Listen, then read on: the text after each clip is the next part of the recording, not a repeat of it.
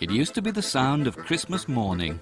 You'd wake up to your sugar mouse and your chocolate Santa, and you'd open the little slim box and blow a few desolate notes on your new mouth organ. Most of us got no further than that. All you have to do is blow and suck, and then you've got notes.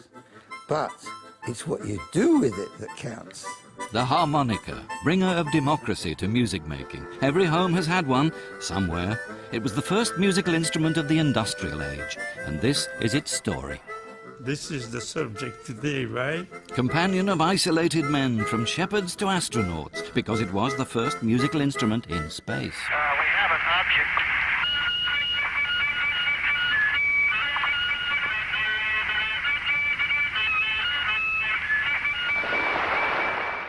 The harmonica has been everywhere in music, starting in the German Oompa world and stopping to assist at the birth of the blues, on its way to jazz, country, rock and roll and the variety stage. It hasn't been an easy progress for anyone. Someone likened it to playing a piano blindfolded with one finger.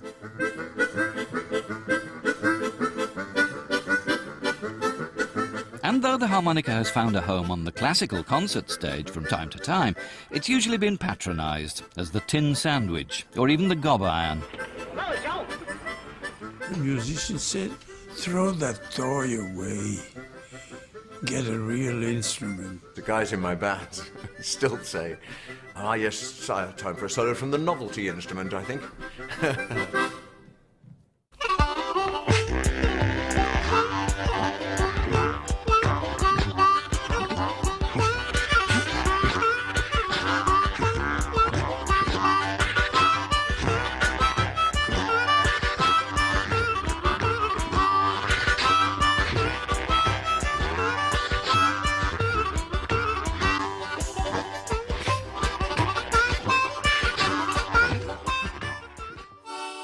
One thing you can be sure of with any harmonica, somebody somewhere has given the thing personal, hands-on attention. Every reed in every mouth organ is tuned by hand with a tiny file.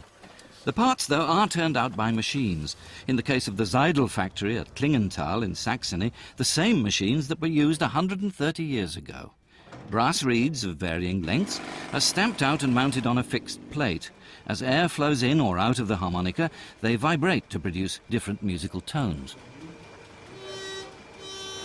The most popular harmonica is the 10-hole diatonic, whose blow reeds and draw reeds combine to give the player a standard major scale, like the white notes on a piano keyboard. Historically, the harmonica is a free reed instrument from the same family as accordions and concertinas. And as usual, it was the Chinese who first made music in that way, through the medium of the sheng. Basically, the principle is free-flowing reeds, which is suck and blow, like bellows, or breathing in and out, which is what the harmonica does. And this is from Thailand, this is cool. It's called a calm, and it sounds a bit like this, but it's free-flowing reeds. It's bamboo, and it's got wax around the chamber here.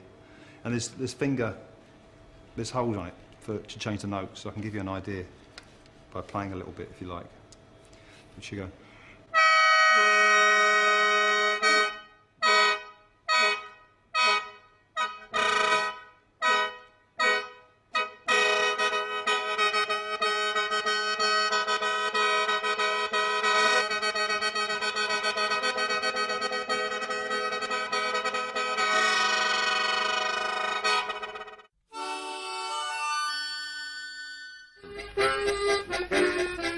So who invented the harmonica as we know it today? By common consent, it came out of German-speaking lands, but beyond that, it's a comedy of claim, counterclaim, and denial.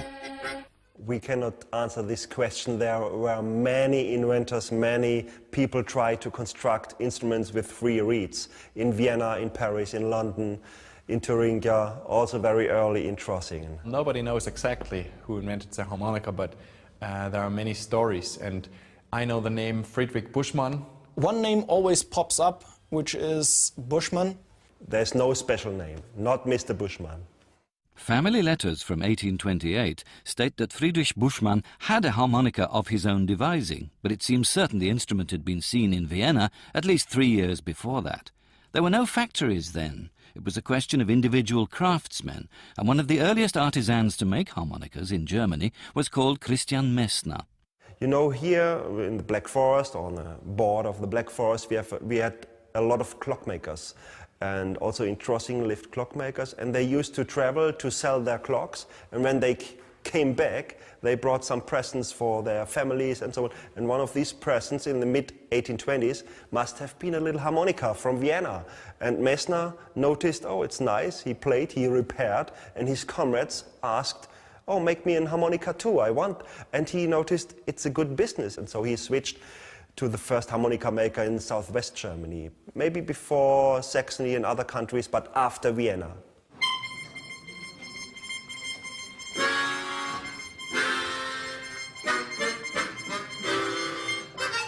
From that point on, Trossingen in southern Germany became the harmonica's semi-official home. Only 15,000 inhabitants, but 3 music colleges, a harmonica museum, and an amazing concentration of top players. This quartet alone contains 2 world champions.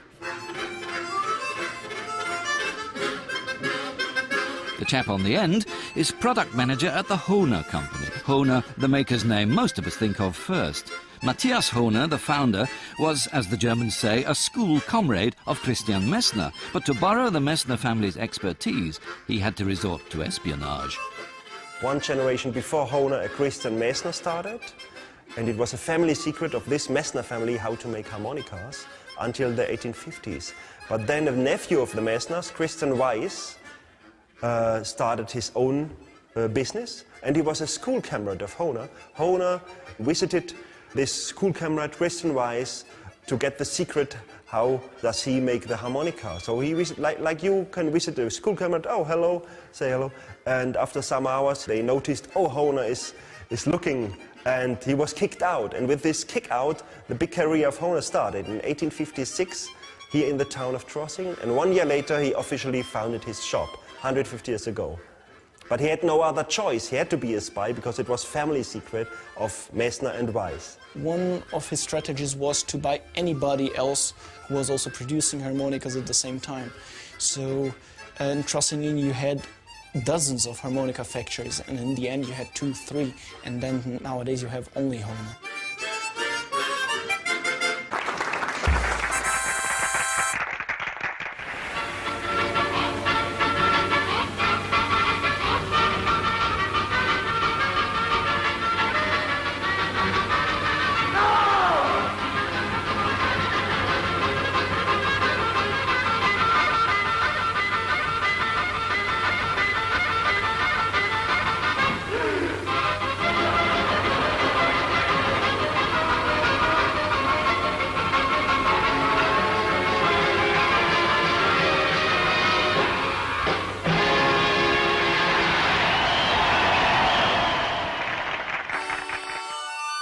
They made millions and millions for all countries of the world, and the biggest time was just before radio and gramophone and all these things came up. And in this time the German harmonica makers produced every year 50 millions for all over the world for the export, every year. German immigrants brought the harmonica with them to America, and it's researched that in regions where the German immigrants in the USA played harmonica, there were black farmers too, or black people, and they heard it, and they used the harmonica then for blues. So it's and there's a link between German immigration and black people hearing the harmonica played in USA. The reason why this got into the blues in the way that it did is its inexpensiveness, which is a thing of the past. Little Walter was quoted as saying, "When I started to play harmonicas, they were a dime. Now they're $1.50. Those people ought to remember who popularized them that way, you know." The term harp denoting a harmonica may come directly from the Carl Esbach Company, 2 of whose early models were marketed under the name French harp. Some earlier simple models with long reeds attached to a reed plate actually looked a little like a harp, and you could almost think of the Jews or Jaws harp as a one-pronged version. For the classically minded, there's also the tradition of the Aeolian harp, an outdoor instrument randomly activated by the wind passing over strings. It's structured like a harp in that a harp has strings going from long to short. It's not like you're playing a saxophone or a guitar even where you're shortening the strings that you have. You're using the the various lengths of string on a harp, and on the harmonica you're using various lengths of brass reeds. So in a sense it's structured like a harp. You can glissando in a sense like a harp, in the sense that you can rush the harmonica past your mouth, and a harpist can move their fingers along the harp. So there are some similarities in that way. Otherwise, I wouldn't be surprised if the fact that they have the same 3 first letters had something to do with it. We know that the first African-American to record on a harmonica, Pete Hampton, called his instrument a mouth organ because Mouth Organ Coon was the unfortunate title of the record he made in 1904.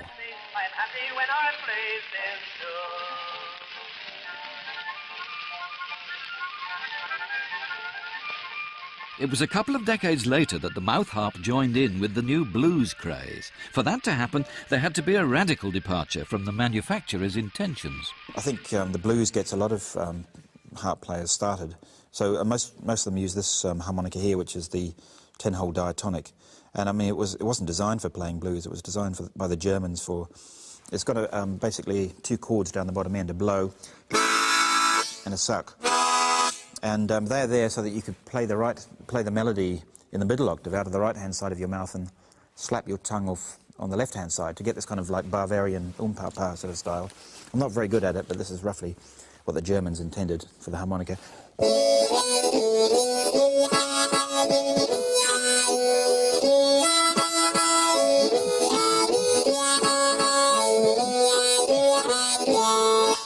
And you can hear that there's that kind of chordal accompaniment going on there. In fact, it was Brian Jones who taught me the trick, as it were, cross harp. Up until that point, I had vaguely been able to play the odd Jimmy Reed phrase, because he played harp in first position, which is the key it's in.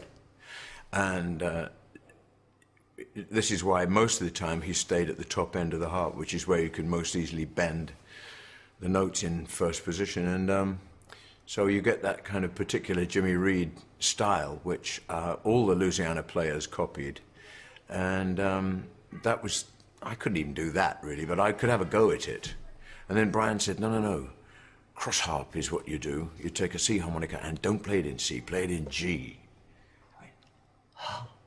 And so that was it. That was breakthrough for me. If I have a harmonica in the key of A, I will be playing blues in the key of E. Yeah? So all harmonica players have a small table in their harmonica holders so that they know what key is. It's actually in the circle of fifths. And so you take the wrong harmonica to play the correct music, and you play it completely differently than you would a German song.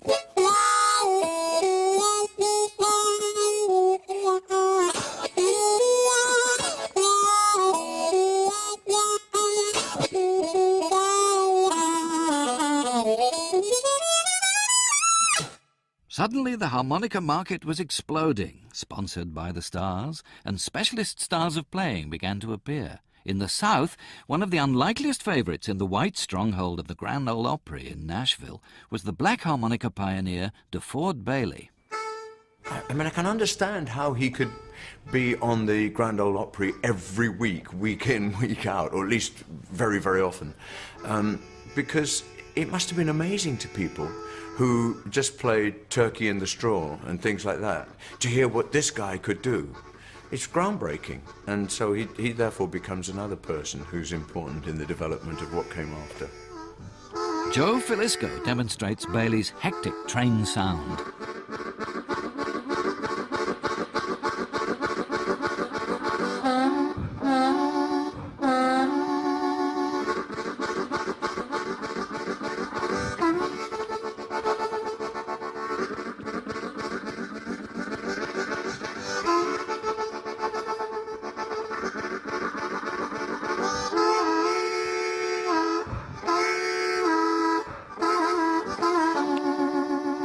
Everybody had to do a train thing, and everybody had to do a fox chase type thing, you know, and all that sort of stuff.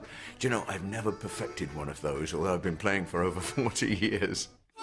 But while the harmonica was establishing itself as part of the indispensable kit of blues band and jug band, it was still struggling for respect elsewhere in the world. This, in spite of its noble performance in 2 world wars, where it not only comforted the soldiery, but on occasion saved their lives.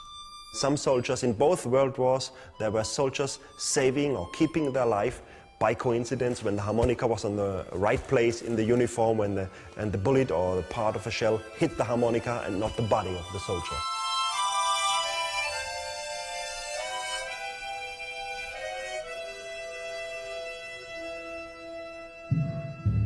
Hurrah was purportedly the cry every good German soldier gave when war was declared, and Hohner, ever the opportunist, capitalized on their patriotism.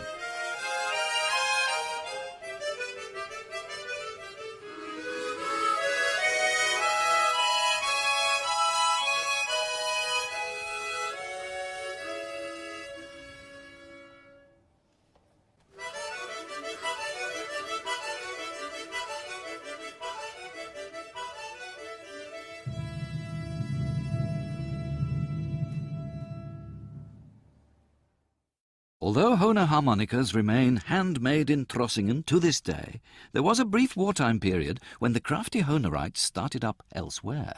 He would pick the same model and change just the cover plates, and in the wars this was very clearly. The Hohner managers decided to found a branch factory, a little one in Switzerland. It's close to here, and so they made a harmonica label Helvetia Harmonica, and and they printed the soldiers of the enemy countries in this time on these boxes and sold it as Helvetia Harmonica to England and France and these countries. It was a big scandal, but Hohner told the politicians it was to get money from other countries, and we will turn or we will switch to other boxes. So they stopped to make the soldiers on it, but they continued to sell Helvetia Harmonica to England and France until 1916. So important was the harmonica in the war effort that Ronald Chesney was asked to give the forces lessons. How to play the harmonica, I think it was, that I had a weekly program.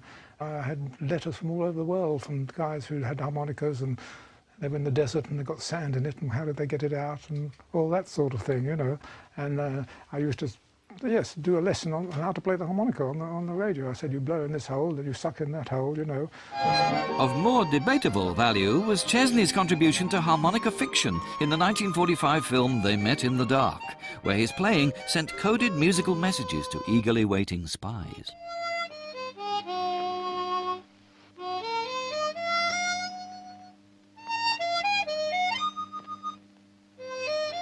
Has he got it? He's getting it. Well? Yes, I've got it, sir. Falls into 4 groups of 6. 2G code, I think. 2G is right. Makes it easy. Dandelion sails 23:30 hours tonight. It might have been less trouble just to walk across the room and tell them. The supply of harmonicas to our side must have been restricted because Ronald Chesney himself was suffering a shortage. Harmonicas don't last very long. If you play them and you pull notes around, you make the notes go flat, you make the note go boo, it makes the metal of the reed go funny, and in the end the harmonicas had it. So after a few weeks, generally most harmonicas in those days packed up, went out of tune. You could tune them if you knew how, but it's not very easy. So anyway, I was running out of harmonicas because during the war. So after the war, I got permission to go to Trossingen in Germany in 1946. I got to drive. I drove a car all that way through all the cities which had been demolished. Nobody liked the look of me anyway. And I eventually got to Trossingen, and I gave a concert. And they gave me 400 harmonicas. So I was set with harmonicas for quite a few years. One of the reasons for Chesney's appetite for new harmonicas was his demanding repertoire, which included the most famous breakneck showpiece in the book. I made a record of the Flight of the Bumblebee, which I don't think anybody else has ever done before me. And if you think about the Flight of the Bumblebee, it has to be played very fast, and it's all blow suck, blow suck, blow suck, and you know, you're so it took a bit of doing, but anyway, I managed to do it quite well, I hope.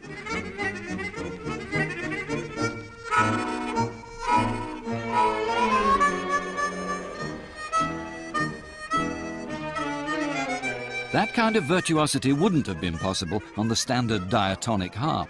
This had to be the chromatic harmonica, developed from 1914 on and popular since the mid-20s.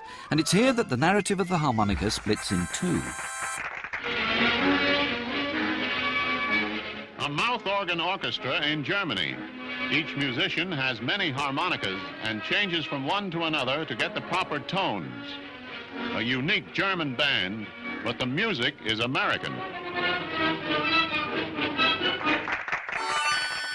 Later on we had the chromatic harmonica, which is actually two harmonicas built into one. You have the slide and you switch from one plate to the other, so you have all the 12 notes of the chromatic scale, which with this harmonica it is possible to play actually any melody that you want, and several intervals and partial chords, which makes the harmonica so interesting. With the chromonica, no chord sequence was out of bounds anymore, and a whole new repertoire opened up. A T4-2 is the one, too. If you play it in C, that middle part goes to E major. Wow! With all those things you had to... You know, and then that's how I learned all the keys. Play T4-2 in A flat, you know.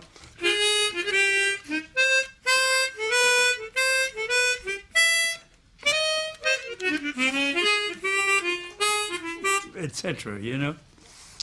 And and after a while, you know, the musician said, throw that toy away, get a real instrument. I got so sad about her, how can I be glad without a blue? In fact, that was the official view of the American Federation of Musicians, their trade union, when in the early 40s they ordered a ban on recording. The harmonica, not counting as a real instrument, was exempt, with the result that harmonica hits were created. Within 3 years, they were topping the charts. This is Alan Pogson, the originator of arguably the biggest harmonica hit of all time, Peg O' My Heart.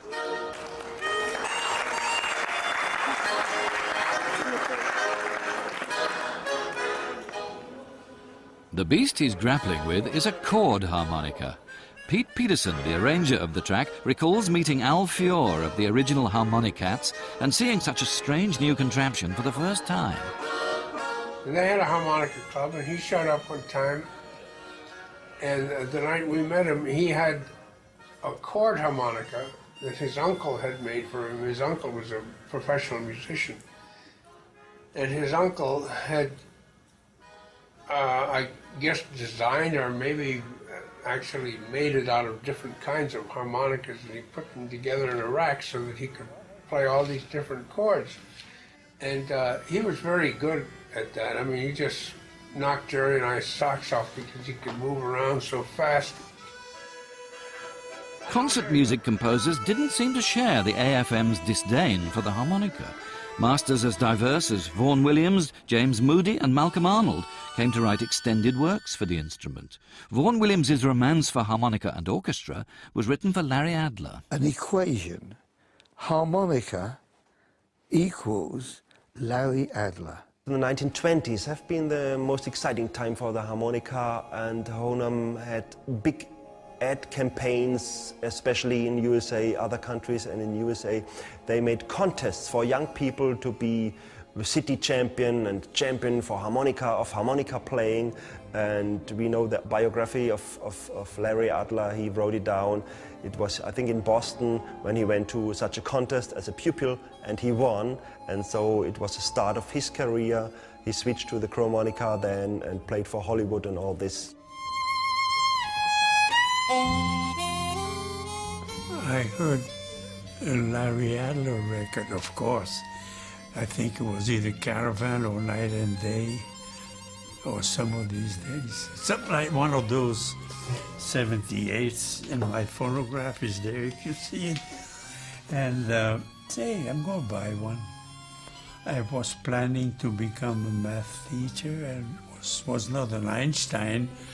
I wound up flopping at the examinations, you know, but then music became my life.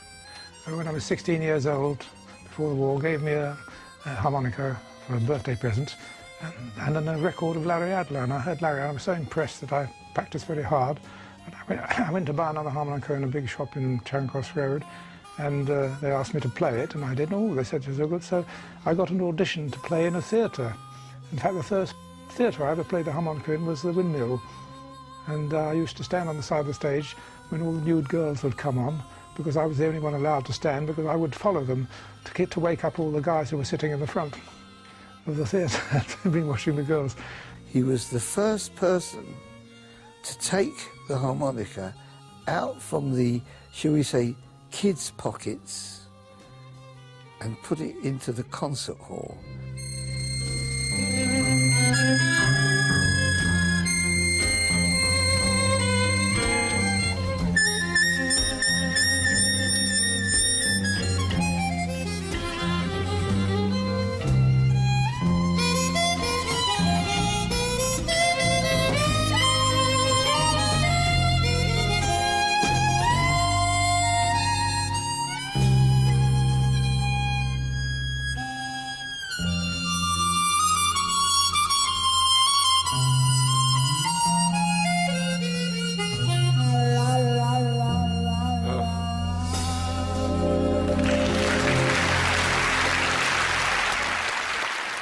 Some of the things he did I didn't like, but some of the things I do people don't like. You can't please all the people all the time. I mean, I'm not a big Larry Adler fan. I think he's sort of he's a bit melodramatic in his style for my taste, but he certainly did make people aware of the chromatic harmonica and did sell quite a few albums, you know. If he was to play The Ladies of Drum, he'd play...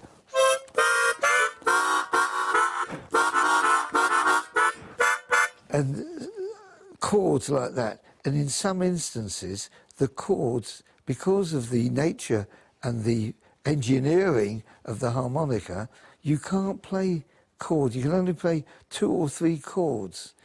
And he played all sorts of chords, and they just didn't match.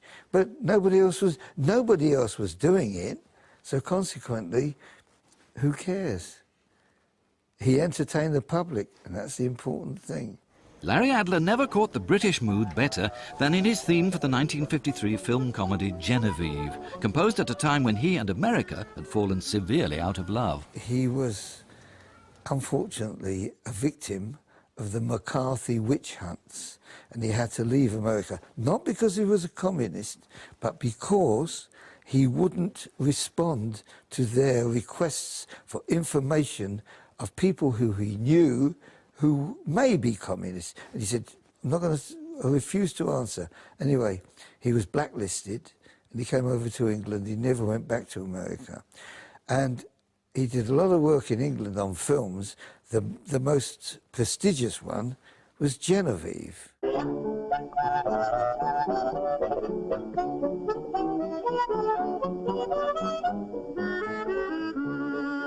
I was in America. A friend of mine in Long Island, who I was going to visit that weekend, called me and says, look, I bought a new Cadillac. Instead of me coming down to New York to collect it, could you pick it up and drive it to Long Island for me? I said, sure. I got in a traffic jam, couldn't move, suddenly got the first 8 bars, that later was the first 8 bars of Genevieve, and I pulled over, and I had a wallet at that time with had little manuscript paper in it, and I wrote down the first 8 bars of Genevieve, which I didn't have to change. It took me 2 months to write the bridge, the middle section. There's never been, there probably never will be, a better demonstration of the harmonica's capacity to cater to all moods, from jaunty exteriors to the intimacy of the bedroom.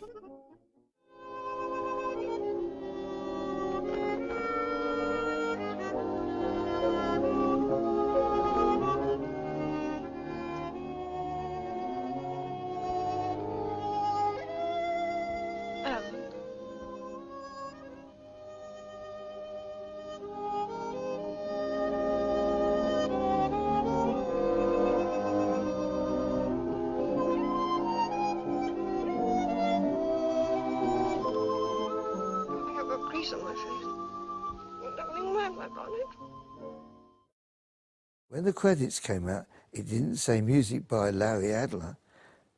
they said music by Muir Matheson. Muir Matheson was the conductor of the orchestra, but he didn't write the music. And it was 50 years after that film was made that Larry Adler ultimately got the recognition he so richly deserved. The music for John Wayne's The High and the Mighty got the Oscar that year anyway. In much the same way as film critics compare Charlie Chaplin and Buster Keaton, harmonica fans will always argue to and fro about Larry Adler and his great contemporary, Tommy Riley. He was magnificent. I will say this about Tommy Riley. If you've got a piece of manuscript paper and you put a spider, dipped his legs in ink, and the spider crawled over the manuscript paper and gave it to Tommy Riley, he'd play it.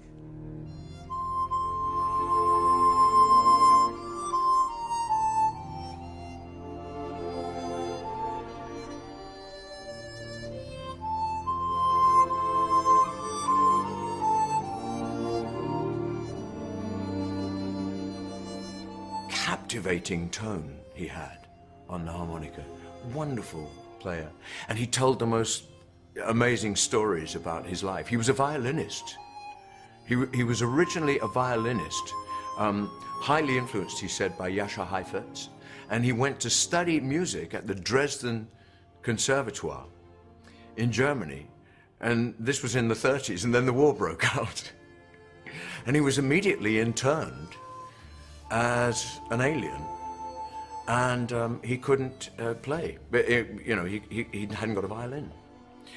But being Canadian, he got really good food parcels every week or every month or something. He got these wonderful food parcels with real coffee, and he was able to trade his real coffee for mouth organs with his captors, because all they had was made out of acorns. So, all the time through the war, he learned how to play the harmonica and never played the violin again. One pupil of Tommy Riley's, still entertaining audiences today, is Jim Hughes. Totally different to Larry Adler. Very clean, clinical almost approach to playing. And of course, I got to know him. I got to know both these guys. And Tommy was a real concerto player, you know, a real... But of course he played violin before, and he applied that technique and this musicality to the way he played the harmonica, and I suppose I've been influenced greatly by Tommy Riley. For an insight into Tommy Riley's musicality, this film of him at home giving a masterclass to Jim Hughes is priceless. Try and lean on this first note. Like this. I'll play a couple of bars for it. Gives rhythm to it if you bind the first two together here, see? I see what you mean.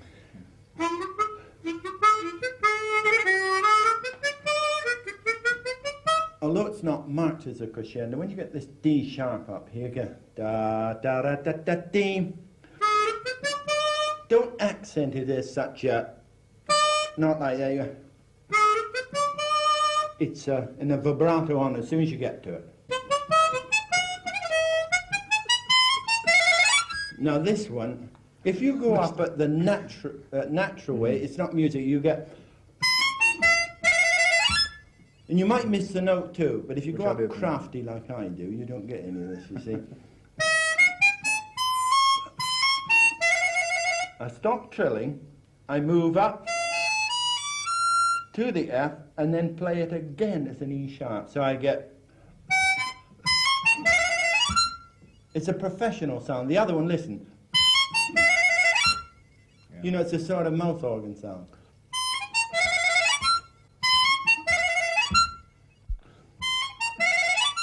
That's it. Great. Now, don't overdo it. You'll get as good as me. Now, from B, eh? Gave me quite a shake-up to see that.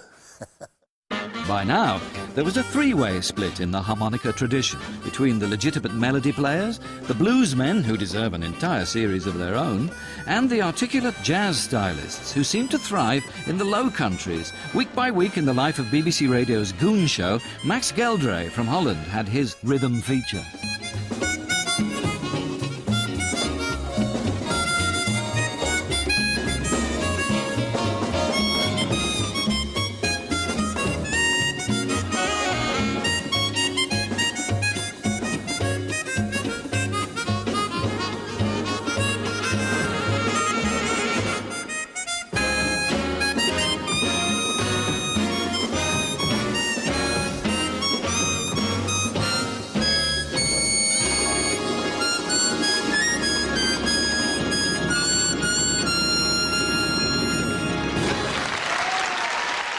While from Belgium, Jean Toet Tielmans, now Baron Tielmans, alternated in his career between top-class harmonica and guitar playing. This sublime solo in a Paul Simon performance shows how effortlessly fluent he's always been.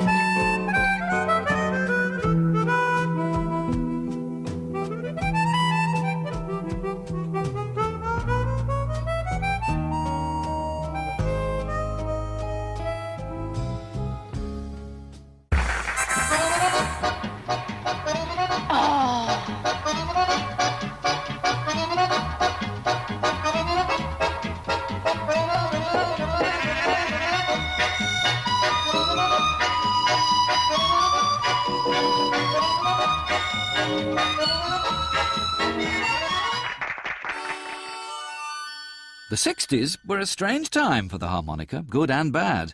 On the one hand, some of the blues masters from America were touring here at last and available to be seen by our own young players. One of the most spectacular visitors was Saunders Terrell, known to the blues world as Sonny Terry. Oh, he's a genius. He's a giant. When I went to university, a friend just dragged me along to this concert by these two old guys I'd never heard of, Sonny Terry and Brownie McGee. And I went along and it was an amazing experience, really. I mean, it's totally out of the blue, this sort of earthy, kind of primeval blues music. And especially the harp, Sonny Terry's harp just blew me away. And so I went out the next day and, bought a harp and went down to a record shop to ask, if I could get any records with some, harmonica on them. And they sold me a Bob Dylan record to start with. I still go, whoo, whoo, whoo, like everybody does, don't they?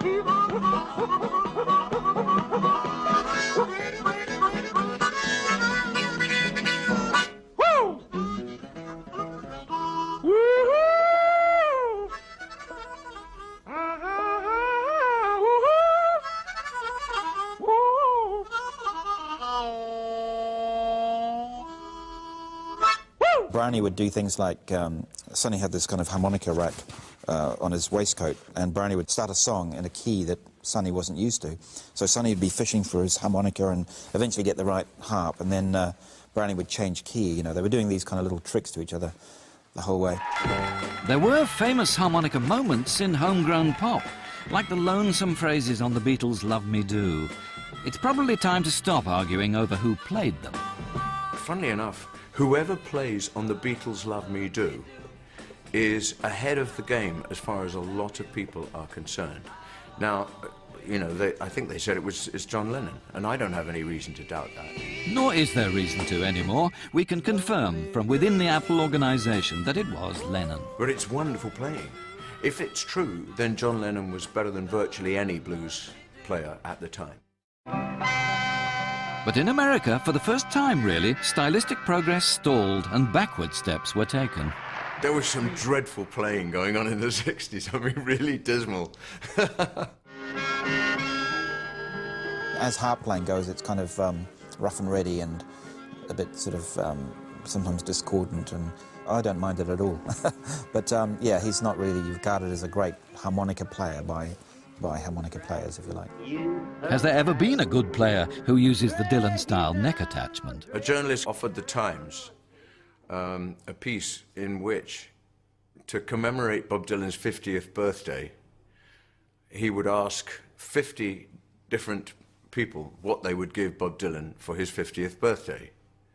And he rang me up and he said, this is what I'm doing. What would you give Bob Dylan for his 50th birthday? And I said, harmonica lessons. Everybody's Uncle Joe plays the harmonica, and everybody's Uncle Joe thinks they're the best harmonica player that ever lived. And so very often you say, I play the harmonica. And there's a little, it's as if you said, I clean out urinals, or something like that. And then they say, oh, that's nice. Then they'll say one of two things.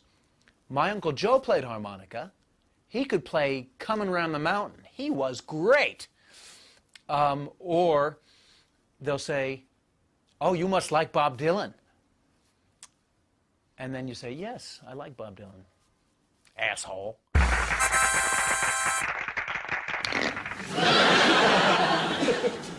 I haven't done that for a long time. No. I never will again.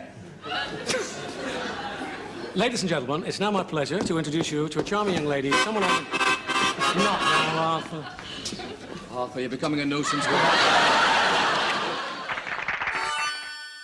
It was inevitable that someone would plug in the gob iron. Not the instrument itself, just a microphone and an amplifier, but they made a lot of difference. The early 60s, around 1960, TV came up, the beat music, the guitar, so the world became louder, and the tiny harmonica was too maybe not loud enough. So this was one of the famous musical textures of the 60s. With electric, you inevitably rely to a certain extent on the equipment that you have.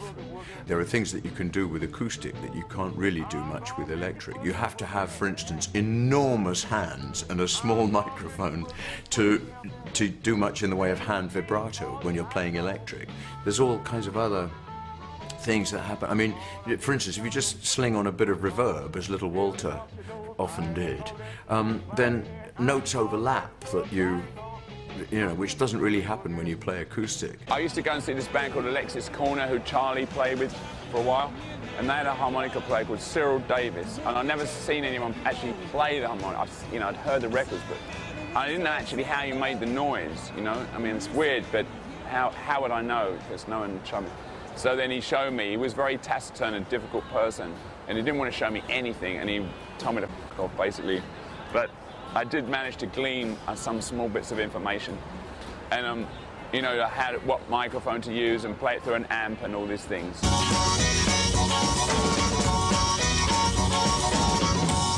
Hot Chicago-style stuff, but early, but, you know, sort of Delta up to Chicago-style music. And I mean, Cyril was hot at that, really hot at that. And you just practice, really. It's very hard to show someone because it's in your mouth. So it's not like a keyboard where you go, la, la, la, la, and you practice.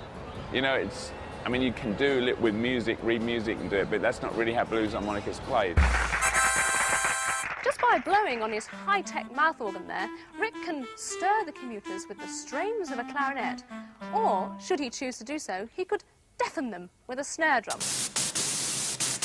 And he has this versatility at his lips because the mouthpiece is linked to a synthesizer, which has got 64 memories. So you can choose from a vast range of musical sounds and effects. And the sound does vary according to how you blow. So the musician has the full expression of a wind instrument. We're still living in the age of experimentation, a perpetual case of suck it and see. The harmonica is such a young instrument, and there's so many different ways you can tune it, and different forms it can be made in, that there's actually quite a big potential for finding new sounds, new styles and stuff.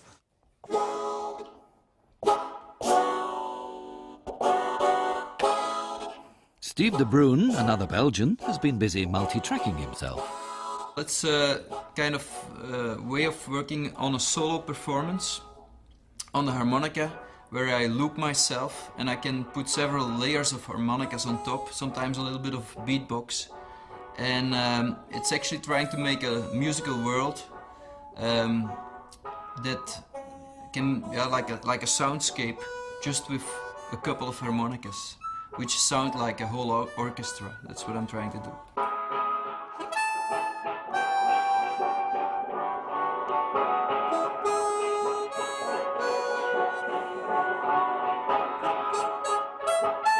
Nor is is the future relentlessly chromatic? At least, not in the sense that the chromonica itself must be used. Astonishing things are now being done with the old diatonic. There's some great players around at the moment. A guy called Howard Levy, who you may have heard of, who's an astonishing player on the diatonic, who's kind of found all these extra notes that no one thought were there. If you're playing a blow reed, you make this reed stop with the airflow. It's very difficult to show, but you stop the blow reed, the air does not have a way to go out through the blow slot, so it goes out through the draw slot.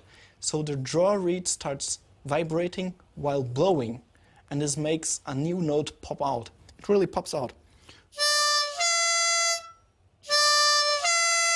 So the notes in this hole would be blowing and drawing, and I have a third note which wasn't there before.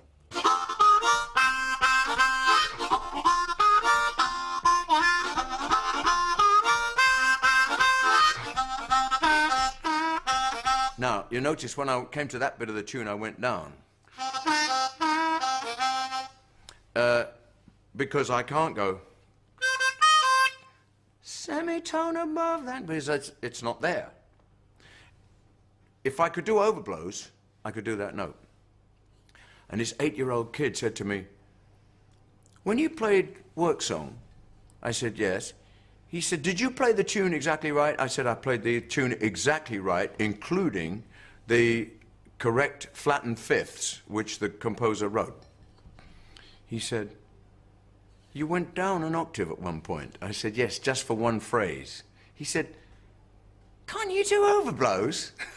And he was yay high. So I'm going to learn overblows eventually. There's some freaks with the, you talk about the chromatic now, but there's that freak with the diatonic,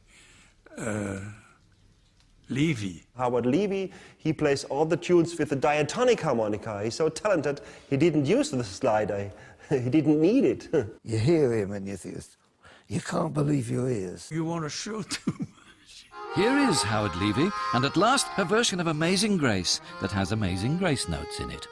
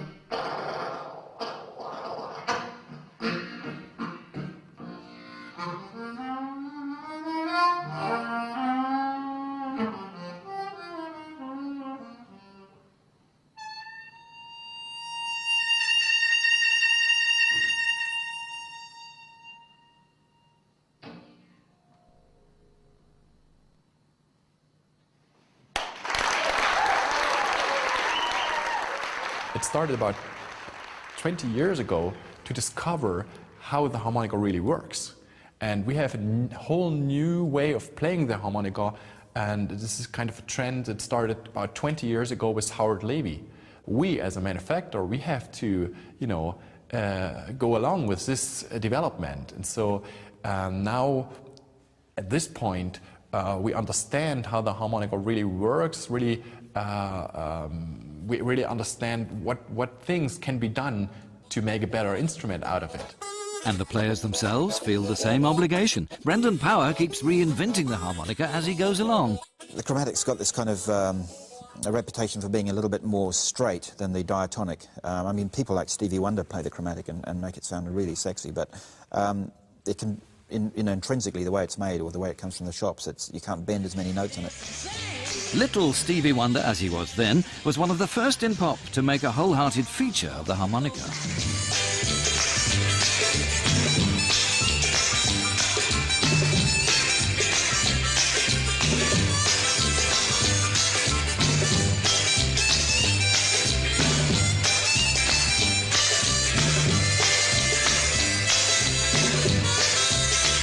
You can alter the chromatic to make it more bendable and more expressive. So for me, that's my main interest, is you know, fooling around with the chromatic and trying to make it more bluesy and sexy and sort of expressive.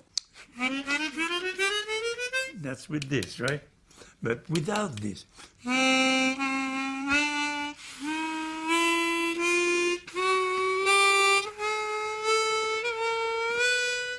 But it's not clean, but it's funky. Basically, it's purely arbitrary. I mean, the Germans came out with this so-called Richter tuning back in the late 19th century, and then there's a thing called solo tuning on the chromatics. But these are purely arbitrary. I mean, you can change them radically basically what you do is you, if you want to lower the pitch of a reed, you add some weight to the end of it, which can be, most people would use solder, and you can drop them by a huge amount, even an octave or whatever. Brendan has customised some harmonicas with new tunings in pursuit of musics from different cultures. For example, Irish folk tunes.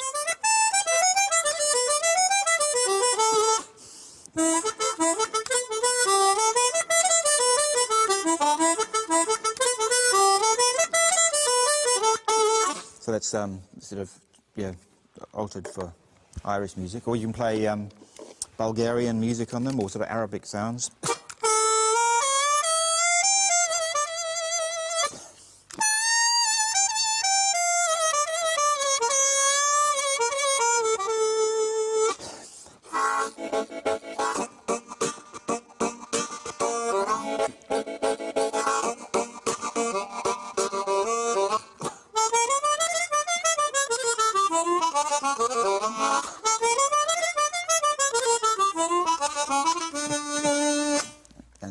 And so on. So really, if you have you know, play the two different types, well, certainly for me, it makes it easier, and have them in different tunings, you can cover quite a, you know, a range of different kinds of music.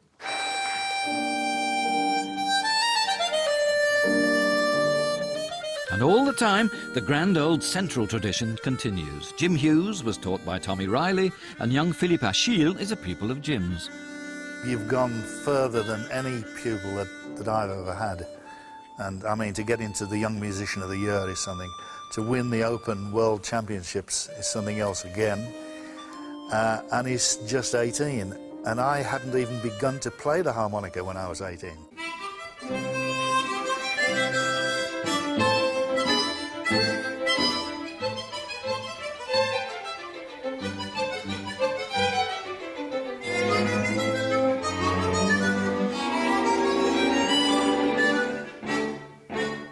This is a really wonderful experience, and I'm glad that I'm at the end of my career, and I feel that it's all there now. I feel that I've done my work, as it were, because the harmonicas have been my life for, well, since I was 18.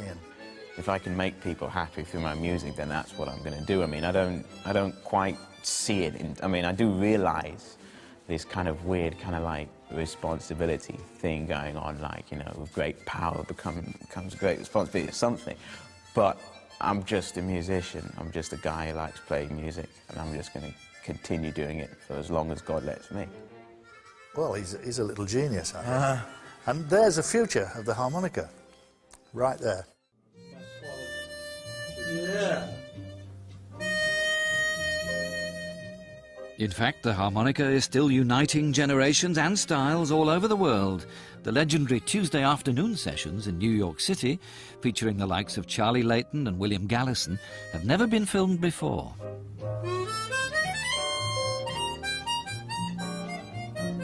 Yeah, Charlie.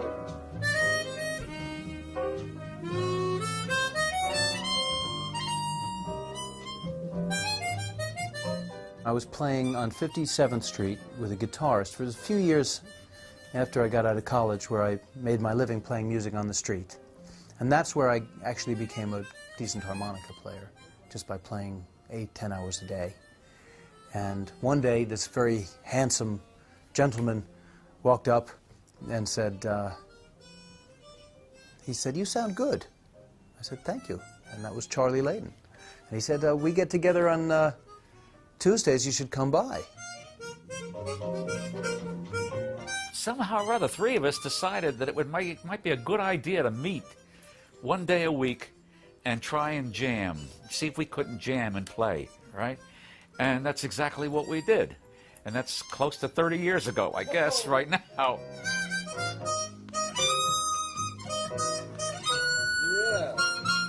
I've been coming up here probably almost just about every week. I would say I've made 90%, 92% of the Tuesdays for the last 9 years, and it's always been a fabulous, it's always been a pleasure aesthetically. It's always been a great learning experience. I've learned so much from these three guys, and I say without exaggeration, you're looking at four of my favorite harmonica players in the world right in this room.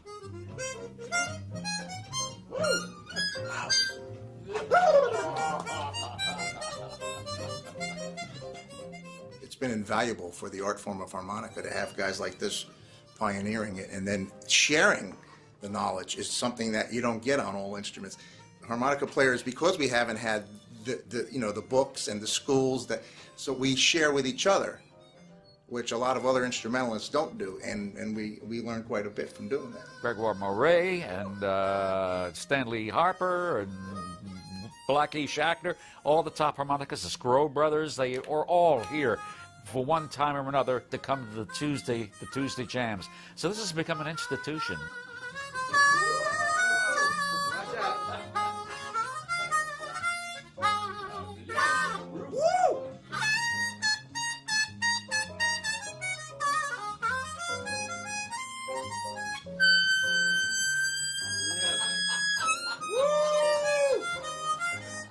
Friendship is the most interesting thing to me. I mean, we all like each other, but the important thing that we think is that they play harmonica. The harmonica was invented as a toy and was never really expected by its inventors to make any particularly great music. And to take something like that and play something really beautiful and meaningful, using all the values of music, rhythm and melody and phrasing, articulation and tone, and bring that to life on the harmonica, there's something very gratifying about that. It would be like making a movie on a little Super 8 camera that you find in a junkyard and making a really good movie. The harmonica is a piddly little instrument with tiny little brass reeds, but there is something about the harmonica that makes it very special. So if you get a chance to put a harmonica in somebody's Christmas stocking, go on, do it.